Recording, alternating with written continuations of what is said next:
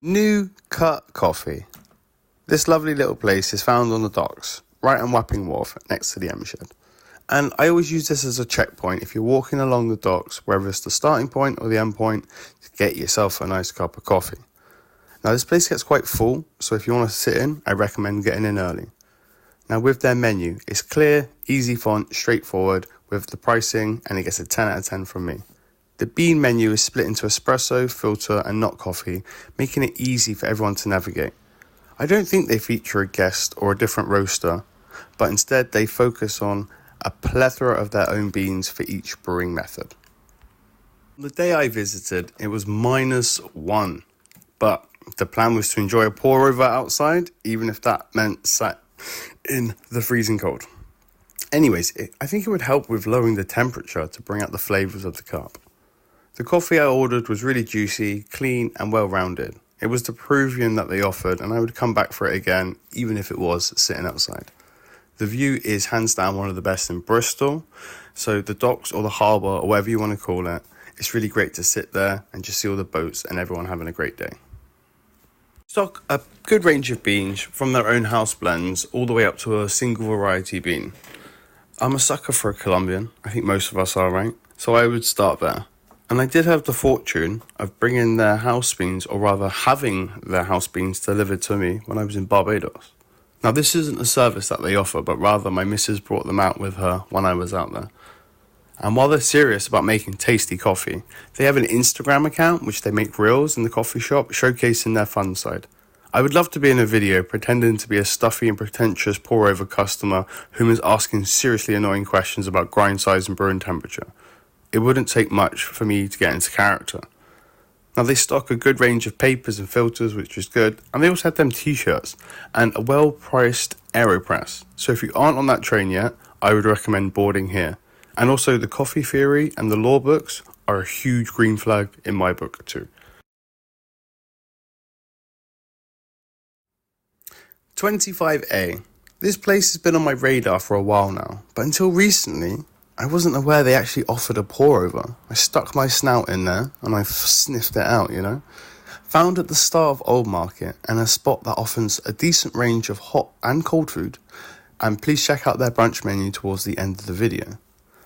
The coffee menu is the community favourite Beaumont board and it has your fundamental drinks on there, some teas and some others too. I should do a chai latte video. I have a strong suspicion they would have a lovely cup of chai in here.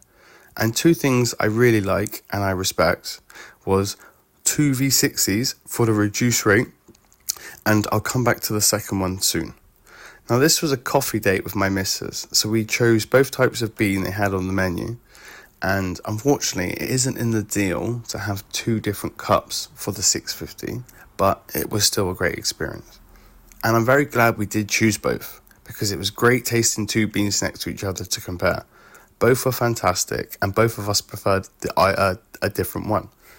And now you can see the difference in the cups too. One was really rich, heavy and complex, the one from Tanzania, and the other one was the Guatemalan from the Roastery Yella, and that's from Cornwall, whom I've had an experience with when I was down in St. Ives, and they are definitely a top tier roaster. And the cup in question was everything I want from a pour over, nearly like tea and really sweet. Now, the other thing I really respect about them, right, is when you buy your beans, they actually give you a free cup of coffee, which isn't something you see often. And they've got a very good range of beans, not just from Bristol Roasters as well. Now, 25A, they aren't a roaster, and they're more about the cafe experience with plenty of good food, sweet and savoury, hot and cold, and it has a very warm and balanced feel to it, with the use of metals and woods for the aesthetics, big tables or big-ish for the medium-sized groups, and with some outdoor seating as well. And this is kind of a spot that feels like generational. Like I could see taking my dad's aunt here and she wouldn't be like out of place. It feels like everyone could get something from it. This is another spot I could definitely see a Chemex working, at least aesthetically as well. I think next time I come, I will definitely get some food because the brunch menu looks really, really tasty. Honestly, so much seating as well. Potentially the most seating of the ones I've covered. Little Victories. Now this modern little spot is found at Wapping Wharf and it's a sister venue to Small Street Espresso.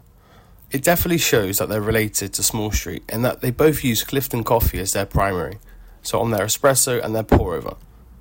With strong competition in the area, the businesses here need to stick out and show their strengths to keep returning customers, and I would definitely come back here again. Now the menu has this kind of like cinema tile kind of display thing. It's far easier to read in person than I can show on camera. The pour over menu, we have this washed and we have this natural to choose from, which is like a broad range of flavours between them. And I noticed a lychee flavour profile. If lychee's what you want, I recommend stocking some Radical Roasters lychee right now. Now we have this lovely Minto carafe and a thick lips ceramic cup next to a huge window for a really nice indoor seating experience. The coffee was like a lot heavier than I was expecting, and it definitely changed a lot through drinking, and the orange peel flavour note was very present towards the end. I should have asked for some water, but I was in introvert mode, so I just kept going. They do stock Clifton coffee for sale, and we also have the Radstock Roasters Round Hill, which I think the last time I encountered, I was at Barista's Coffee Collective. Right, now this thing here is super cool. It's a 6-hour cold brew machine, so it creates some really deep and complex flavours. So next time I come back here, if I don't go for the espresso based, I think if this is on, I'd go for a cold brew. It's definitely something I need to improve myself and learn about. Now, they also, like I mentioned, Small Street Espresso. They're in cahoots, or there's an umbrella cooperative that kind of runs this, and then like Small Goods. And if like donuts and cakes are your thing, then I highly recommend checking them guys out as well. Mods.